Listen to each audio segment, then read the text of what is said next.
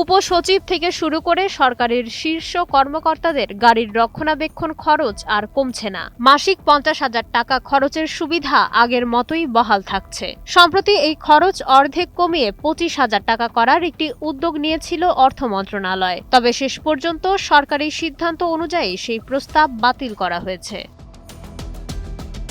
খরচ কমানোর এই প্রস্তাব নিয়ে অর্থ ও জনপ্রশাসন মন্ত্রণালয়ের মধ্যে গত এক সপ্তাহ ধরে চিঠি চালাচালি হয়। এতে অনেক কর্মকর্তার মনে ক্ষোভ ও অসন্তোষ তৈরি হয়েছিল। পরিস্থিতি সামাল দিতে 16 জুলাই বিকেলে অংশীজনদের নিয়ে একটি আন্তঃমন্ত্রণালয় বৈঠক হওয়ার কথা থাকলেও শেষ পর্যন্ত তা স্থগিত করা হয়েছে।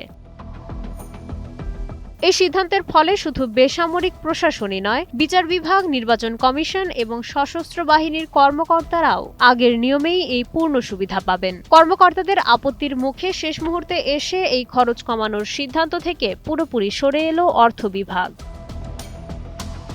এর আগে গত 9 জুলাই কর্মকর্তাদের গাড়ি কেনার জন্য 30 লাখ টাকা সুদমুক্ত ঋণ দেওয়ার সুবিধাটি বন্ধ করে দেয় সরকার। তবে ঋণের টাকায় কেনা গাড়ির রক্ষণাবেক্ষণের জন্য যে মাসিক 50,000 টাকা দেওয়া হতো তা অপরিবর্তিত থাকছে। দেশের বর্তমান পরিস্থিতিতে সম্পদ ও ব্যয়ের সমন্বয় করতেই মূলত এই হিসাব নিকাশ চলছিল।